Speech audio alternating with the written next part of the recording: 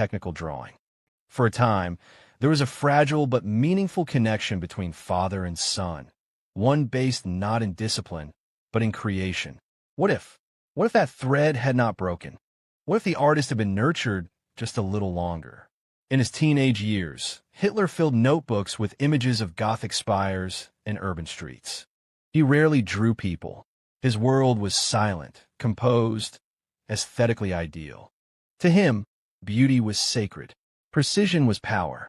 But even then, there was a growing frustration, a sense that the world wasn't letting him in. He wasn't good at school.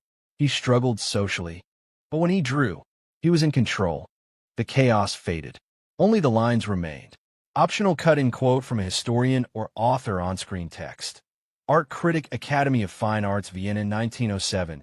18-year-old Adolf Hitler applied to the prestigious Academy of Fine Arts in Vienna. He failed the entrance exam twice. The rejection shattered him. He had no backup plan, no degree, no income.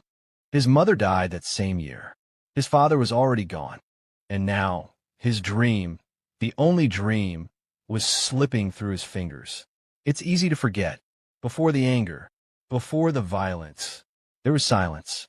Not the silence of peace, but the silence of a dream dying.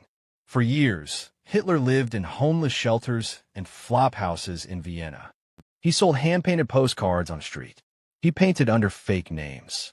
He starved, and something inside him began to rot. He would later say, "Narrator, we often ask, how did Hitler become Hitler? But maybe the better question is, what could he have become if he had been seen, not rejected?" End of Section 1. Section 2. The artistic struggles. Vienna was supposed to be the beginning, the start of something great. But for Adolf Hitler, the city became a place of slow unraveling. Each rejection from the Academy of Fine Arts was more than a failure. It was a wound. Twice he applied. Twice he was told. He didn't fail because he lacked effort. He failed because his art lacked emotion. He could draw buildings with perfect symmetry, but the human form eluded him. For a boy who once dreamed of cathedrals, Hitler found himself living in the shadows of Vienna's alleyways. He moved into a men's hostel in Miedling, a shelter for the forgotten. Each morning, he'd set out with a portfolio of painted postcards, small, hand-drawn images of parks, cafes, rooftops. Some days he'd sell a few. Most days he didn't. He rarely spoke. He had few friends.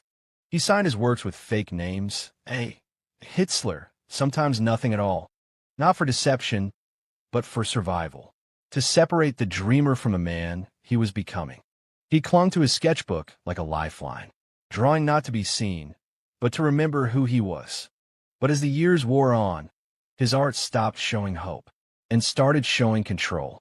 In Vienna, Hitler began to develop a theory, a personal belief that the art world was rigged, corrupt, favoring certain kinds of people. He believed the Academy didn't reject him.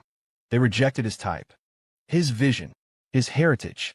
It was during these cold, desperate years that Hitler began reading obsessively nationalist newspapers, conspiracy theories, obscure German philosophers. And he started forming ideas, dangerous ideas. He would later write, "This was the moment the brush began to turn into a sword." For Hitler, beauty was once a place of escape. But now, beauty became a weapon. He began to imagine a world restructured, not just in paint and canvas, but in blood and stone. A world where ugliness was purged, where only his idea of beauty remained. The artist had not died, but his vision had changed. No longer a world he wanted to celebrate. Now, a world he wanted to correct. By 1913, Hitler had spent nearly 5 years in Vienna. He was still poor, still unknown. But inside, something had hardened. The pain of rejection was no longer sadness. It was fuel. The same sensitivity that once made him a passionate artist now made him dangerously reactive. He left Vienna that year and moved to Munich, not to pursue art, but to find a new audience. He could have been a painter, a quiet man lost in oils and shadows. Instead, he became the architect of a nightmare.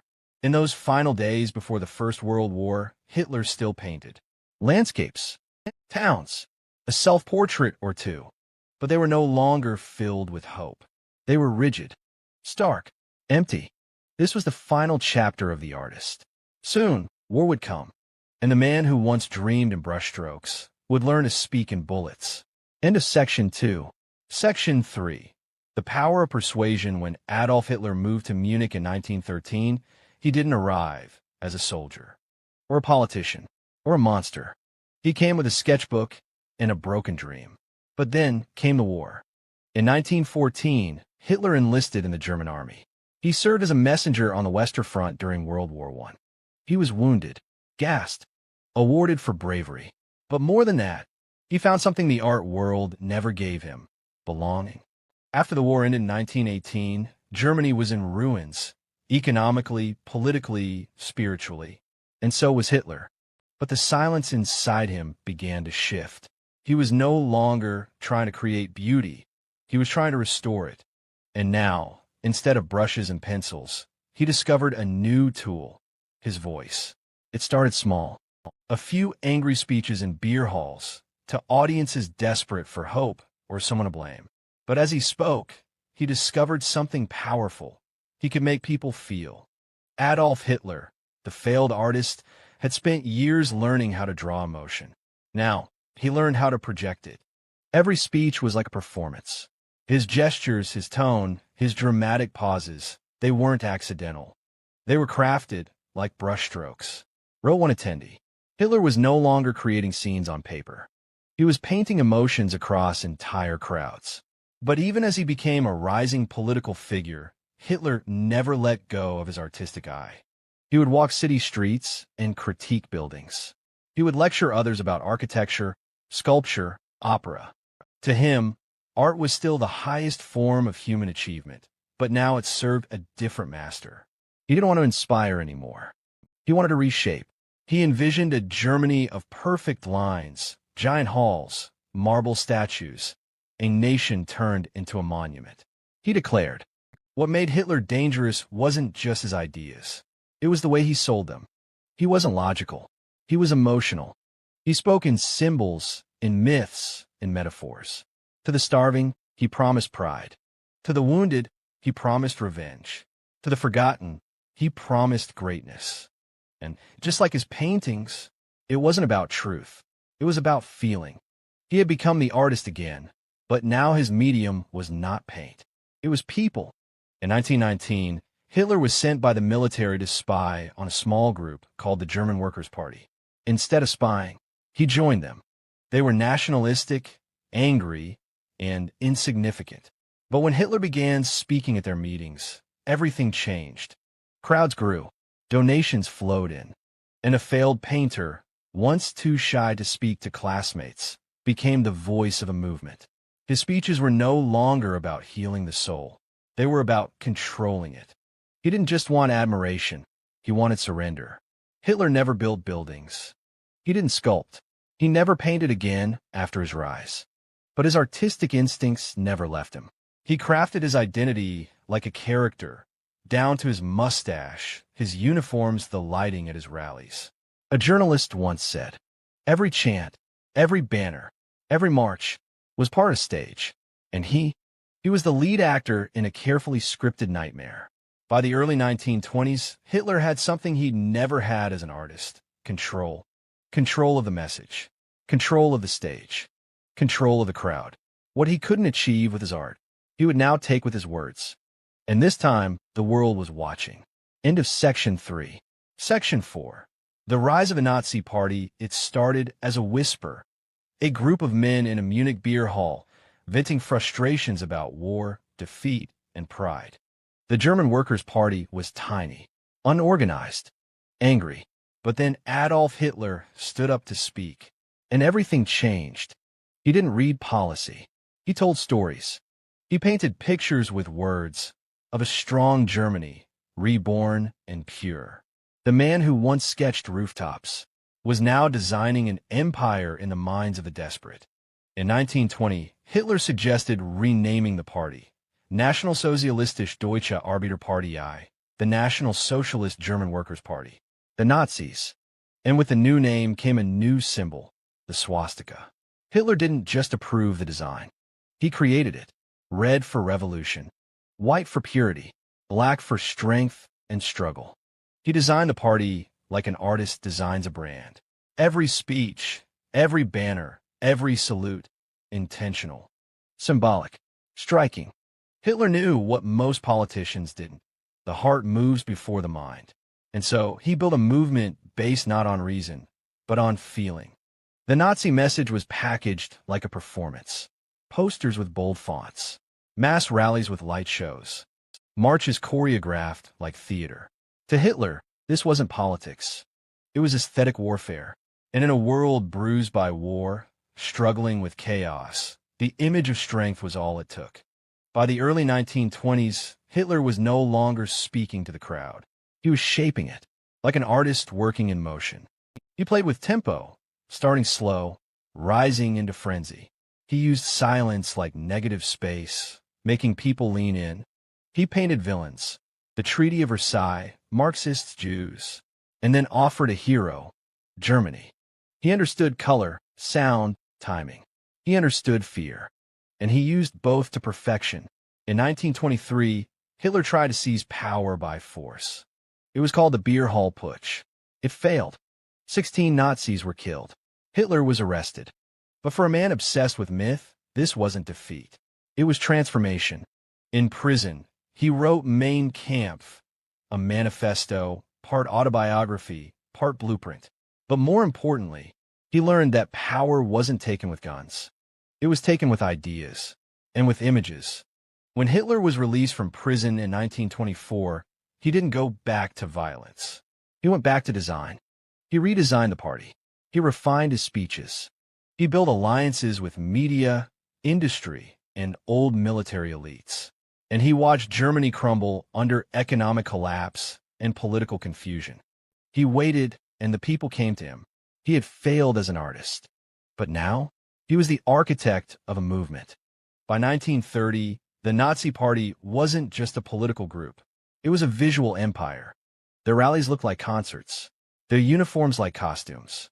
Their messages like poetry, dark, rhythmic, hypnotic.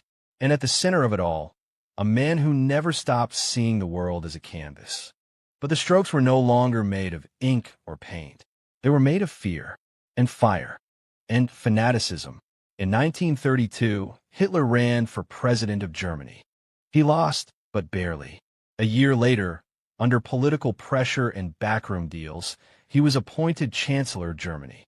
From beer halls to Berlin, from homeless artist to the most powerful man in the country.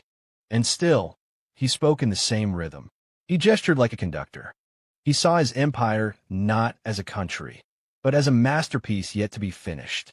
Now, with power, Hitler could begin shaping the world the way he once imagined as a boy, not with sketches, but with laws, with policies, with fear. He called it rebirth. He saw it as sculpture, but history would come to know it as ruin. Into Section 4. Section 5. The art of propaganda. With political power now in his hands, Adolf Hitler finally had the canvas he had always longed for, a nation. And he wasted no time turning Germany into a living, breathing work of propaganda. Art was no longer about emotion. It was about instruction, not about beauty, but about obedience. What once came from his hand, now came from an entire ministry. And its mission? Total influence. In 1933, Hitler appointed a man named Joseph Goebbels as Minister of Public Enlightenment and Propaganda. Goebbels was brilliant, ruthless, and like Hitler, a failed artist. Together, they turned the German state into a studio. Every newspaper, every radio station, every schoolbook, curated, designed, directed. Nothing was accidental. Not a word, not a color, not a camera angle. This was no longer art for the people. It was art against the people. Propaganda under Hitler was not subtle. It was bold, loud, and everywhere. Posters screamed from walls, depicting enemies with distorted features and Germans as perfect Aryan models. Murals in schools glorified soldiers, farmers, and mothers. Every image, a reinforcement of a carefully constructed myth. Germany was pure. Enemies were dirty. Hitler was salvation. The boy who once drew serene buildings now ruled a country of visual violence. No medium captured the Nazi aesthetic like film. Enter Leni Riefenstahl, a filmmaker whose talent was undeniable and whose loyalty to Hitler was absolute. Her film turned a Nazi rally into a cinematic spectacle, sweeping drone-like shots, uniform crowds, dramatic lighting, heroic angles. It wasn't a documentary. It was a myth in motion. Millions saw it. Millions felt moved. But they weren't inspired. They were conditioned. To Hitler, buildings weren't just structures. They were statements. With architect Albert Speer, he planned vast new cities, monuments to power, perfection, and permanence. The designs were not practical. They were psychological. Giant columns to make the individual feel small. Endless courtyards to demand order. Domes and arches that echoed Rome and Greece, symbols of empires. Hitler once said he wanted his Third Reich to speak forever, even in stone. Modern art? Degenerate. Jazz. Banned. Books that didn't fit the narrative? Burned. Creativity that didn't serve the regime was labeled dangerous. In 1937, the Nazis held an exhibit titled A Public Mockery of Abstract, Modernist, and Jewish Artists. Next to it, they opened the Great German Art Exhibition, showcasing classical sculptures, idealized humans, and militaristic themes. One room condemned expression. The other praised perfection. In Hitler's Germany, art no longer asked questions. It delivered answers. More than anything, Hitler turned art inward, building a cult of himself. Posters showed him as a savior. Photographs were edited to remove flaws or fatigue. Portraits depicted him not as a man, but as a myth. Every image of Hitler was carefully chosen. Never laughing, never weak, always commanding, always central. He had become his own most powerful symbol. A logo, a brand, a painting come to life. Hitler once failed to pass art school because his drawings lacked emotion. Now, he controlled a country using nothing but emotion. His art had evolved, no longer confined to paper, canvas, or clay. Now it lived in the minds of millions, in their fears, in their dreams. What was once a quiet boy's sketchbook had become the blueprint of a regime. To many, Nazi propaganda was beautiful, powerful compositions, striking imagery, elegant uniforms, monumental architecture. But it was a trap, a mask covering cruelty, a performance hiding pain. The aesthetics were real. The meaning was hollow. And the man behind it all? Still the same boy, desperate to be seen, now forcing the world to look. Into Section 5. Section 6. The dark side of creativity. Adolf Hitler once saw art as salvation. A place to escape. A way to express. A tool to create. But power corrupted that vision. What began as a love for order became a hatred of chaos. What began as the pursuit of beauty became a war against anything different. He was no longer trying to create a masterpiece. He was trying to erase everything that didn't fit one. Hitler didn't just want to build cities. He wanted to sculpt a society. He believed the German people were clay, raw, flawed, but moldable. He envisioned a nation of perfect symmetry, tall, blonde, disciplined, marching in rows, living in clean streets, thinking the same thoughts. This was not art. This was engineering the soul. To him, suffering didn't matter if the end result was beautiful. What happens when an artist places beauty above life? You get a regime that kills in the name of purity. Nazi propaganda didn't just glorify, it dehumanized everyone else. Jews were drawn as twisted, hunched, diseased. Slavs, Roma, and the disabled were shown as burdens to society. Modern artists? Branded as subversive, degenerate, dangerous. This wasn't just racism. This was design. The artist who couldn't paint people with compassion now remade them as monsters. With architect Albert Speer, Hitler imagined a new Berlin, a world capital of marble, steel, and power. It would have the largest dome in the world, a triumphal arch bigger than any ever built, boulevards so wide they made individuals feel insignificant. But the buildings were never truly meant for people. They were meant for eternity. Thousands of forced laborers, many of them prisoners, were worked to death building roads and monuments. The artist who dreamed of shaping cities now crushed lives to do it. In the shadows of war, Hitler planned his ultimate creation, a museum. Not just any museum.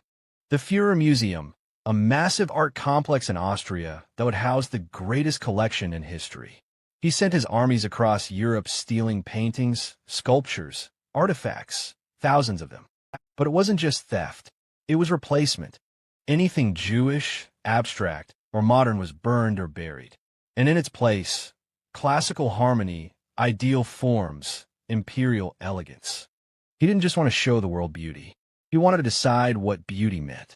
Even in music, the regime curated everything. Composers like Wagner, whom Hitler idolized, were promoted as the sound of German greatness. Jazz, swing, and atonal music, banned. Art was reduced to background noise for ideology. Every painting, play, book, and song was judged by how well it served the state. The artist who once couldn't find a place in the art world now ruled it with an iron fist.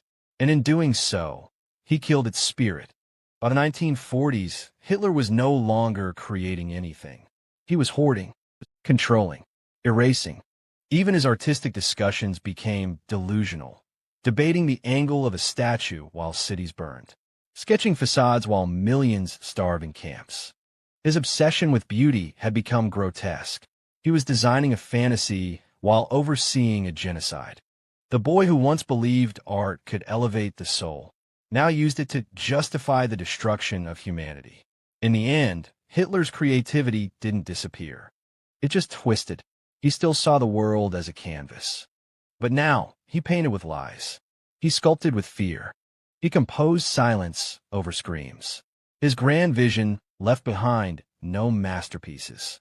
Only ruins, ashes, ghosts. His art no longer spoke. It screamed. End of Section 6. Section 7.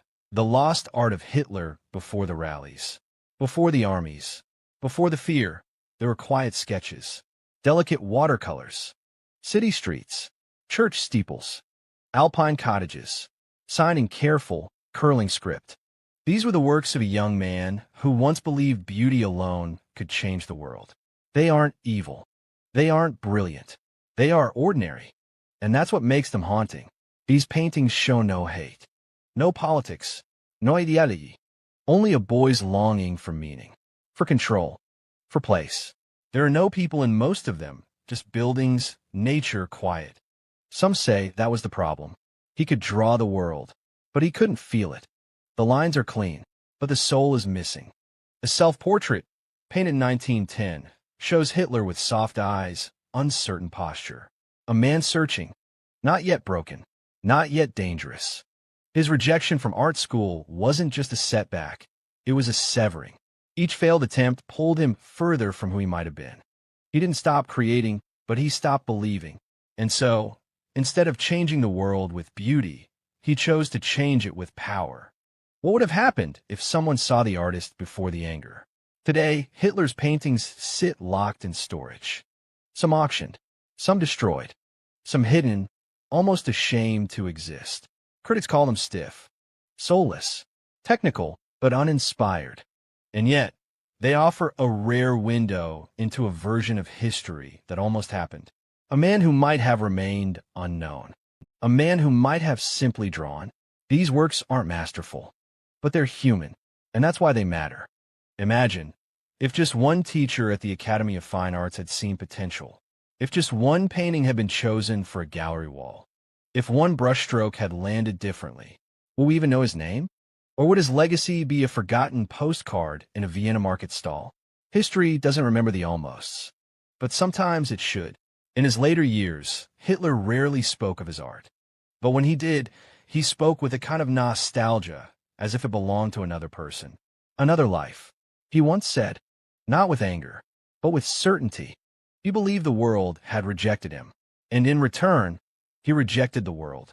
The brush became a sword, the dream a nightmare. Today, when we study his art, we don't celebrate it. We interrogate it. We ask, what does it tell us about ambition? About rejection? about how genius can turn sour.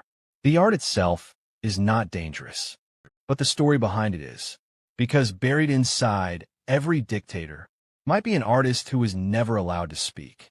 Adolf Hitler was not a great artist, but he might have been a decent one. And for some, that possibility is the most disturbing truth of all, because it means the future is not always written by brilliance. Sometimes it's written by neglect, by failure, by those left behind. He didn't lose his path because he lacked vision. He lost it because no one saw him before he turned into what he became. End of Section 7. Section 8. The legacy of a lost genius. When we speak of Adolf Hitler, we don't speak of art. We speak of war, of genocide, of hate. And yet, buried under the rubble of history, lies the shadow of something else. Unfulfilled talent. Not brilliance, not genius, but possibility. And possibility lost is still a tragedy. There are no portraits of screaming victims in Hitler's sketchbooks. No swastikas. No visions of violence. Just buildings, parks, bridges, churches. It's jarring, because we know what came next. But that's the point. The paintings don't predict evil. They predict nothing. They remind us that evil doesn't always begin with rage. Sometimes it begins with disappointment. Hitler was obsessed with art until the day he died. But his version of beauty became corrupted by power. He no longer painted what was inside him. He dictated what others were allowed to see. Beauty, to him, became uniformity. Creativity became obedience. Art became a weapon. When ideology takes over imagination, art stops being a window into the soul and becomes a mirror of the state. In his youth, Hitler tried to create stillness, harmony, control. In power, he demanded it. He built an empire around aesthetic rules, color, form, structure, perfection. But in doing so, he turned creativity into cruelty. The very thing that once made him human was now used to dehumanize others. He stopped asking what art could express, and instead used it to dictate what others could think. Was Hitler a genius? No, but he had a certain gift, the gift to move people, to shape vision, to channel emotion into form.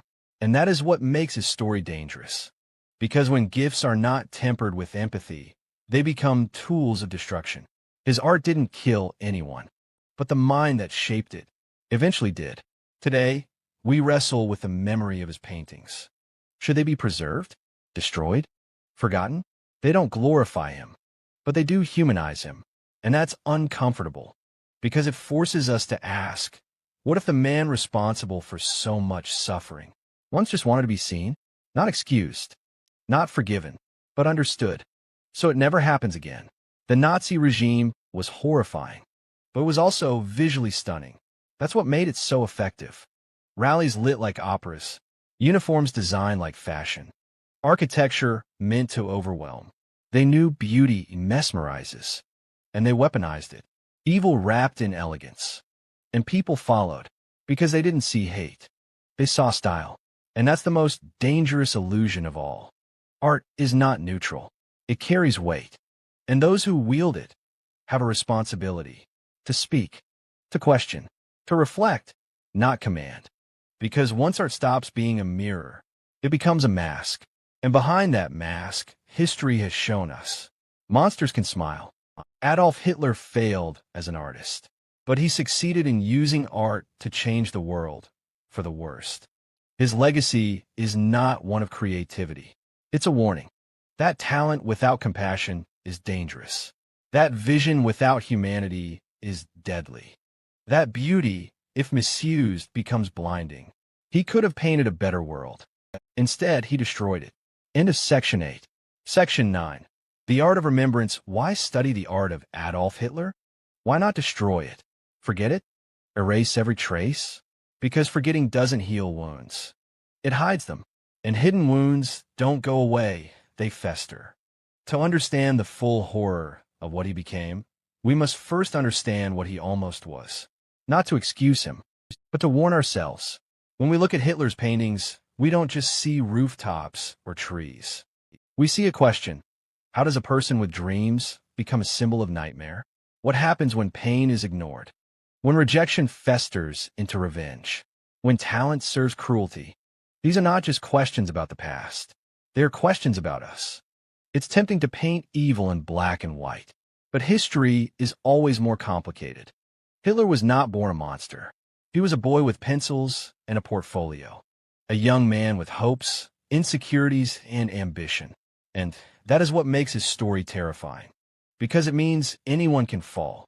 The real danger is not just in what he became, but in how he became it. All across Europe, there are museums, memorials, and exhibits. Some showcase the atrocities, others the ideology, and some the art. Because every brushstroke carries a message. Every poster, a piece of history. Every forbidden book, a voice that must be remembered. To study these things is not to praise them. It's to prevent their return. And that is the art of remembrance. Hitler's art makes people uncomfortable. That's exactly why it matters.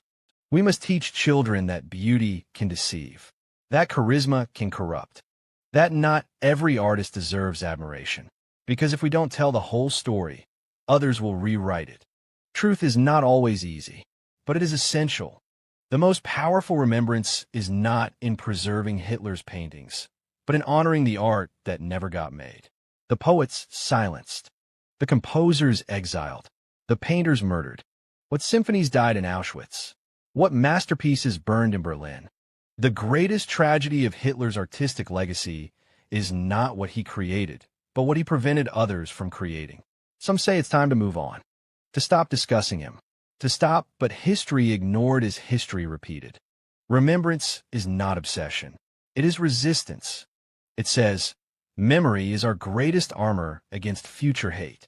Artists, filmmakers, writers, teachers, all of us carry the responsibility of memory. We are not here to erase the past. We are here to confront it, to build stories that challenge, awaken, and heal, to remind people that truth matters, that empathy matters, that art matters, and that no brushstroke should ever again be used to silence someone else's voice. There will always be those who try to distort history, who romanticize tyranny, who confuse confidence with greatness. But art can fight that. Art can teach. Art can reveal. Art can help us remember. Adolf Hitler turned art into a weapon. Let us turn art back into a shield. End of Section 9. Section 10. The impact of art on history. A painting is never just paint. A film is never just a story. A statue is never just stone. Art carries the weight of ideas, and ideas change everything. Across every empire, every uprising, every regime, art has always been at the front. Sometimes as a weapon, sometimes as a warning, but never as something passive. In the hands of revolutionaries, art sparks movements. In the hands of dictators, it cements control. From the murals of ancient Egypt to the statues of Soviet leaders, art has been used to define what is sacred and who is not. Hitler knew this. He wasn't just a man with a military. He was a man with a vision. And that's what made him so dangerous. Leaders die, but symbols survive. The swastika was once a symbol of good luck in India. Today, it's remembered as a mark of hate. That's what art can do. It can transform meanings forever. That's why we must be careful who we allow to control symbols. Because once they take root, they rewrite stories for generations. Think of Picasso's Guernica, a painting of war's brutality. No weapons, no blood, just chaos and sorrow, captured in gray and black. It didn't need words. It shouted truth. Think of Harriet Beecher Stowe's Uncle Tom's Cabin, a novel that helped fuel the end of slavery in America. Think of Banksy's street murals, of Iranian filmmakers defying censorship with metaphor. Art is not decoration. Art is resistance. Artists aren't just painters. They are architects of perspective. They tell us what to notice, what to fear, what to hope for. And because of that, they shape what comes next. Hitler knew this. He tried to control art to control the future. We must do the opposite. We must use art to preserve truth, even when it's uncomfortable. Every empire has used art to build its myth. The Romans filled temples with sculptures. The British Empire used paintings to justify colonization. Communist regimes created heroic murals of ideal workers. Even democratic societies use film, posters, and ads to shape belief. Art is not neutral. It is intentional. And when we study it, we start to see how power presents itself. Quietly, persuasively, visually. Some artists resist the state. Others are chosen by it. Under Hitler, artists who aligned with Nazi ideals were celebrated. Others, especially Jewish or modernist creators, were silenced or killed. This wasn't accidental. It was a war on perspective. If you can control what people see, you can control what they believe. And when belief becomes uniform, so does obedience. One of the most chilling things about Nazi art is it was often beautiful. Statues were graceful. Posters were bold and clean. Architecture was symmetrical and grand. It was meant to impress, to mesmerize, to replace thinking with feeling. That's what makes it so dangerous. When beauty is used without conscience, it becomes a trap. Hitler wasn't the only leader to use art to manipulate, but he was one of the most effective. Because he understood a core truth, we must learn from that. Not to fear art, but to question it. Not to censor artists, but to teach responsibility. And not to erase the past, but to illuminate it through creation, not control. Into Section 10. Section 11. The power of creative expression. For every regime that used art to oppress, there were artists who used art to resist. For every dictator who silenced voices, there were creators who painted truth into silence. For every vision built on hate, there is a canvas waiting to show hope. Creative expression is a power, but it is our choice how to wield it. Art doesn't care what language you speak, or what country you're from, or what God you pray to.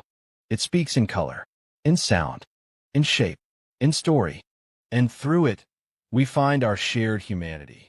It can cross borders that politics never could, and heal wounds that time alone cannot. What makes art powerful is not just how it looks, but how it makes us feel. A single song can bring a stadium to tears. A short film can spark a movement. A sketch on a napkin can speak louder than a speech. That is the miracle of creation. It turns feeling into form. And when we share what's inside us, others realize they're not alone. Great art comes from vulnerability, from telling the truth, even when it's hard. It says, that's why dictators fear it, why censors ban it, why tyrants burn it, because empathy is resistance. When we connect through art, we humanize each other, and hate becomes harder to hold. Artists have always led the charge in hard times. Pablo Picasso painted Guernica to cry out against war. Frida Kahlo painted her pain so others could face theirs. Nina Simone sang truth into a world trying to stay asleep. Malala Yousafzai wrote a diary that shook the globe. None of them used violence. They used expression. That is the real revolution. One brushstroke at a time. For many, art is not just protest, it's healing. Soldiers draw to recover from trauma. Children paint to cope with grief. Survivors write to reclaim their story. It's not about being perfect. It's about being real. When the world falls apart, art picks up the pieces. You don't have to be famous. You don't need a gallery. You don't even need paint. If you've ever written a line in your journal, sung in the shower, doodled on a school book, you've created. And every time you do, you shape the world just a little more. Your story matters. Your voice belongs. The next great painting might not be in a museum. It might be on your bedroom wall. The next world-changing idea might not come from a stage, but from someone with a sketchbook and a dream. We live in an age where anyone can share. A phone, a laptop, a pencil. That's all it takes. And the more we express, the harder it becomes for hate to take root again. Adolf Hitler believed art should serve power, but real art serves truth. He believed creativity should control others, but real creativity sets people free. And in the end, his regime collapsed. But art? Art remains. He tried to silence the world. Instead, the world began to sing louder. End of Section 11. Section 12. The art of redemption. Redemption is not about forgetting. It's not about excusing. It's about facing, looking directly at the hardest truths and choosing to do better. Adolf Hitler's story can never be redeemed, but our response to it can be. We cannot change his choices, but we can choose what they mean for us. Every culture, every people, every person has a shadow. Moments of cruelty, silence, mistakes we'd rather hide. But hiding shadows only makes them grow. Redemption begins with acknowledgement. When we say, we take the first step toward healing. Hitler never reflected. He never apologized. He died believing he was right. That's what makes his downfall total, not just moral but spiritual. But as a society, we can reflect. We can ask, growth comes not from blame, but from deep, honest questioning. Some of the most moving art in the world has come from survivors, from the children of Holocaust victims, from refugees who lost everything, from voices Hitler tried to erase. They paint, they write, they speak, and in doing so, they reclaim humanity. This is the art of redemption, born not from hate, but from the decision to love anyway. Hitler's story is, in one sense, the story of a misused gift. A boy with talent, a man with vision, but a heart full of resentment. And when resentment meets power, it corrupts everything. But we can teach future generations. Let their creativity be led by compassion, not control. We all have creative power. You might not draw or sing, but how you live is its own kind of art. What you build, what you say, how you treat others, that's your legacy. We may not change the world alone, but we can redeem it bit by bit. In Berlin, there are 2,711 concrete slabs. They stand silent, cold, uneven. They are not beautiful. They are necessary. It's the Holocaust Memorial, a monument not to glory, but to grief. This is what honest remembrance looks like. Not grand. Not easy. But brave. We redeem memory by telling it honestly, by letting pain be seen. Adolf Hitler left behind a broken world, but it's our world now. We can choose what we build from the pieces. We can create not to dominate, but to connect. We can express not to control, but to understand. And we can remember not out of guilt, but out of love for what should never be lost again. This is our chance for redemption. Not his. Ours. End of Section 12. Section 13. The lost opportunity in 1907. A young man stood before the gates of the Academy of Fine Arts in Vienna, portfolio in hand, dreams in his chest. His name? Adolf Hitler. He was rejected, twice. That rejection changed the course of history, not because he wasn't good enough, but because he never let go of the pain. Many artists are rejected. Many dreamers fail. Most move on or try again. But Hitler didn't. He sank into isolation. He grew bitter. He began to search for someone to blame, and eventually he found his scapegoats. Not critics, not professors, but an entire people. Imagine a different path. Imagine Hitler got in, studied art, traveled, lived a life of paint instead of politics. Would he still have sought power? Would the world have suffered the same wounds? We'll never know, but that question haunts us. Because sometimes history isn't just shaped by decisions. It's shaped by what's denied. Talent is fragile. It needs space, support, encouragement. Left alone, it can curdle. Unfed, it can starve. Twisted by anger, it can become dangerous. Adolf Hitler had potential, not for greatness, but for humanity. And somewhere along the way, that humanity was lost. What happened to Hitler wasn't just personal. It was systemic. He was rejected in a world deeply unequal, a city bubbling with ethnic tension, an empire ruled by hierarchy and exclusion. He wasn't lifted. He wasn't healed. He was radicalized. This is not to excuse him, but to remember, a society that neglects its broken may later suffer what they become.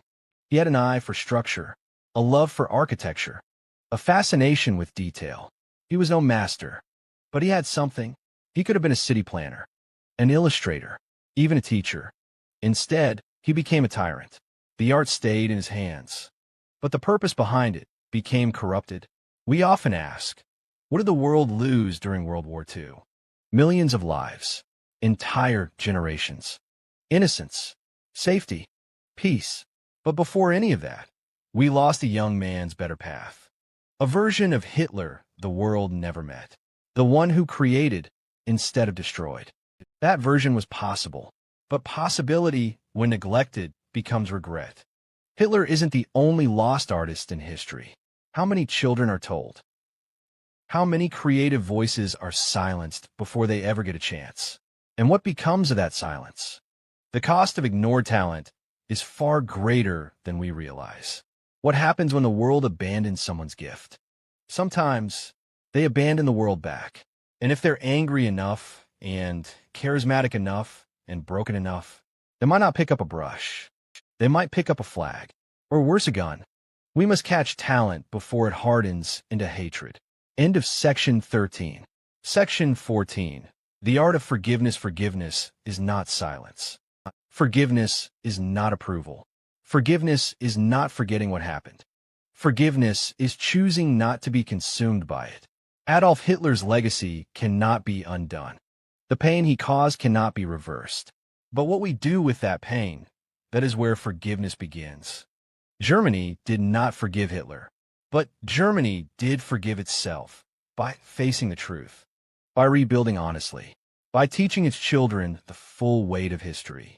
And in doing so, it became stronger. The only thing worse than guilt is never learning from it. It wasn't just Hitler who caused the Holocaust. It was neighbors, co-workers, citizens who said nothing. And today we ask, most don't know. And that uncertainty can feel like shame. But forgiveness means saying, some survivors of the Holocaust have forgiven. Not because the pain is gone, but because they refuse to let hate own them. Eva Kor forgave the doctors who experimented on her as a child. She said, that's the difference.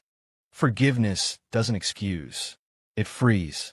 Hate is a fire, and if you carry it too long, you get burned. Many regimes rise through anger, but none have healed through it. Only compassion can do that. Not soft forgiveness, but courageous empathy. Forgiveness doesn't make you weak. It proves you survived without becoming your enemy. Art helps us forgive when words fail. A painting that mourns. A poem that remembers. A song that cries. They don't erase trauma, but they turn it into connection. When we create from pain, we soften its sharp edges. We take control of the narrative. We say, forgiveness is not just for the past. It's for the future. Because unless we break the cycle, hurt people will always hurt people. Today's child bullied for their race. Tomorrow's teenager radicalized online. We must teach them. Forgiveness plants seeds where rage once grew. There is no forgiveness for genocide, but there can be understanding, and from that, prevention. That's the difference. We don't forgive the act. We forgive our world enough to believe it can still be saved. We forgive each other so we don't pass the poison down. We forgive so that history becomes a mirror, not a cycle. To forgive is to say, it is to mourn the millions, and still smile at a stranger. It is to remember every name, and still write new ones. It is not weakness. It is art. The hardest, most humankind. End of section 14. Section 15. The artist who could have changed the world. He was once just a boy. No esvastika. No speeches. No war. Just a brush in his hand. A head full of dreams. And a desire, like all of us, to be seen. He wanted to be an artist. To shape beauty. To find meaning. But the world said no. And he never forgave it. At some point, that boy stopped painting. He started shouting instead. And the world listened. That is how history changed. Not with bullets first, but with a brush dropped too early. The greatest tragedies in history aren't just what happened. They're what never got the chance to happen. The art never painted. The stories never told. The empathy never learned. Adolf Hitler didn't just destroy millions of lives. He destroyed the artist he once was. He could have changed the world with creativity. He chose control instead. We tell this story not to soften it, but to understand it. Because Hitler was not born evil. He was shaped by rejection, by humiliation, by unchecked pain. And then he reshaped the world in his broken image. Let that be our warning. This story is not about forgiving evil. It's about recognizing the moments before it takes root. It's about remembering that talent is fragile, that potential is sacred, that art is more powerful than we think. And it's about choosing every day to build a world where the next artist becomes a voice of healing, not hate. You may not be famous. You may not paint. You may not write symphonies. But inside you is something that creates a story, a perspective, a truth. And when you share it with compassion, you change someone's world. You are the artist the world needs now.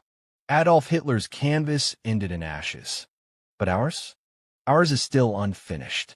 We can draw in color, speak in truth, live in empathy.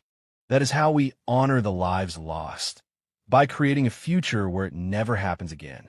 Let's make that our masterpiece. No one is born with hate. It is taught. It is fed. It is nurtured in silence and fear. But so is kindness. So is courage. So is art. Let's nurture that instead.